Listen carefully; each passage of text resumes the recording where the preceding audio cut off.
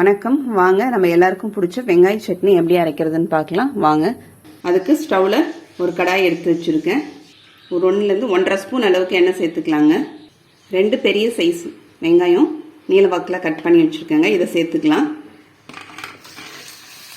இப்போ 10 சின்ன வெங்காயம் எடுத்து வச்சுருக்கேங்க. இது 1-2 கட் பண்ணி எடுத்து வச்சுருக்கேன், அதை சேர்த்துக்கலாம்.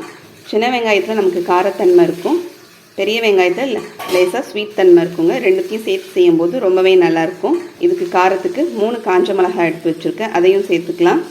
சேர்த்து ஒரு வதக்கிக்கலாங்க. 5 பல் அளவுக்கு பூண்டு எடுத்து வச்சுருக்கேங்க, அதையும் சேர்த்துட்டு வெங்காயம் ஒரு லைட் பிங்க் கலருக்கு அளவுக்கு வதக்கிக்கலாம். இது கூட ஒரு மீடியம் சைஸ் தக்காளியை பொடிசாக கட் பண்ணி எடுத்து வச்சுருக்கேங்க. இப்போ இதை சேர்த்துடலாம். சேர்த்துட்டு இது கூட நமக்கு சட்னிக்கு தேவையான அளவுக்கு உப்பு சேர்த்துக்கலாங்க. நான் கொஞ்சமாக கல் உப்பு சேர்த்துக்கிறேன். சேர்த்து வதக்கிக்கலாங்க. இது கூட இப்போ ஒரு 10 கருவேப்பிலை சேர்த்துக்கலாங்க. எதெல்லாம் நம்ம கருவேப்பிலை சேர்க்க முடியுமோ அதெல்லாம் சேர்த்துக்கணும்னா ரொம்பவே நல்லது. இப்போ கருவேப்பிலை சேர்த்து வதக்கிக்கலாங்க. இப்போ நமக்கு வெங்காயம் தக்காளியெலாம் நல்லா வதங்கிடுச்சு. இப்போ நம்ம எடுத்துடலாம். இதை எடுத்து ஆற வச்சிடலாங்க.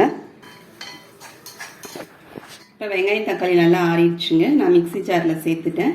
இப்போ இது கூட ஒரு கொஞ்சமாக தண்ணி சேர்த்துக்கலாம். இப்போ அரைச்சி எடுத்துகிட்டு வந்துடலாங்க. இப்போ நம்ம சட்னி அரைச்சிட்டோம். இப்போ சட்னி தாளிச்சிடலாங்க. அதில் கொஞ்சமாக எண்ணெய் சேர்த்து வச்சுருக்கேன். ஒரு அரை ஸ்பூன் கடுகு சேர்த்துக்கலாம். இப்போ 1 ஸ்பூன் உளுத்தம்பருப்பு சேர்த்துக்கலாங்க. இப்போ கொஞ்சமாக கருவேப்பிலை சேர்த்துக்கலாம். நீங்களும் இதை மாதிரி செஞ்சு பாருங்கள். உங்களுக்கு இந்த வீடியோ பிடிச்சிருந்தா லைக் பண்ணுங்கள், ஷேர் பண்ணுங்கள், சப்ஸ்கிரைப் பண்ணுங்கள். அடுத்த வீடியோவில் பார்க்கலாம். தேங்க்யூ.